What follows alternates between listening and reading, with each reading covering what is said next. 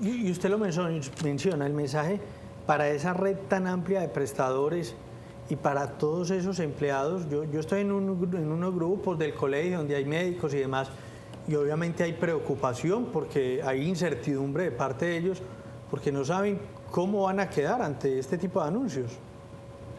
Pues José, realmente yo creo que en parte es, si uno no cuenta lo que le está pasando, pues la gente no se percata. Entonces yo creo que también esto es importante para que todos nos pongamos serios y esto es un problema realmente serio, un problema realmente importante.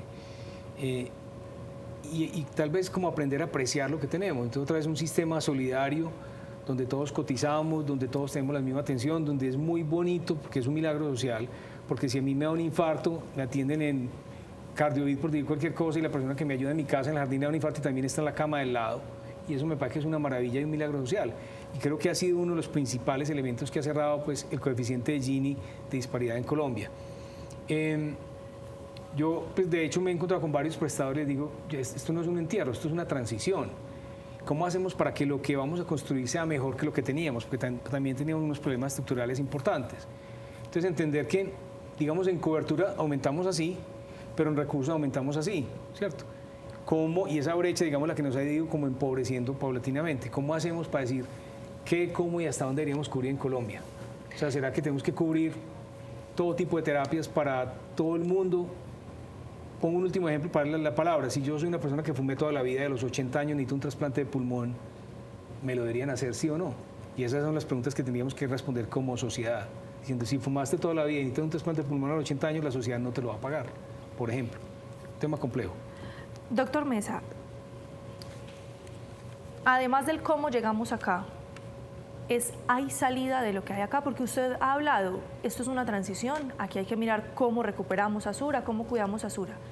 ¿Usted ve opción de que Sura, el día de mañana, en una semana, en un mes, diga, hablamos con el gobierno nacional, hay unos acuerdos y vemos viable continuar con la prestación del servicio? ¿O esto de la EPS es absolutamente definitivo?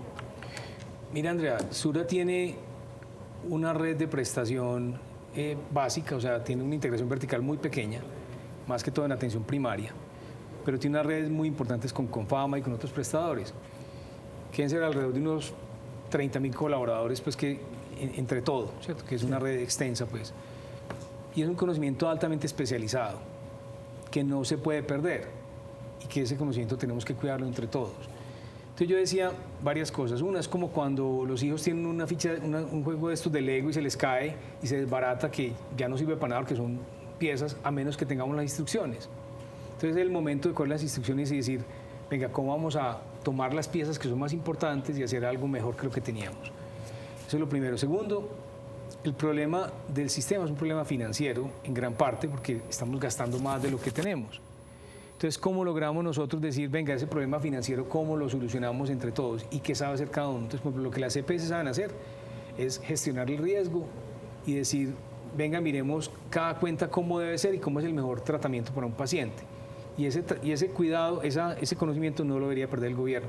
Si el gobierno de alguna manera dice, yo pago las cuentas y usted haga lo que sabe hacer, que es la gestión de riesgo, la afiliación, el control de la calidad, el control de la tecnología, bienvenido sea. Entonces yo creo que existen posibilidades y por eso digo no es game over, sino que es, venga, conversemos a ver como país, porque finalmente la vida va a seguir. Claro. Y los hospitales van a seguir, los médicos van a seguir. ¿Cómo vamos a hacer para que siga de la forma más coherente de la que podamos estar orgullosos en un tiempo?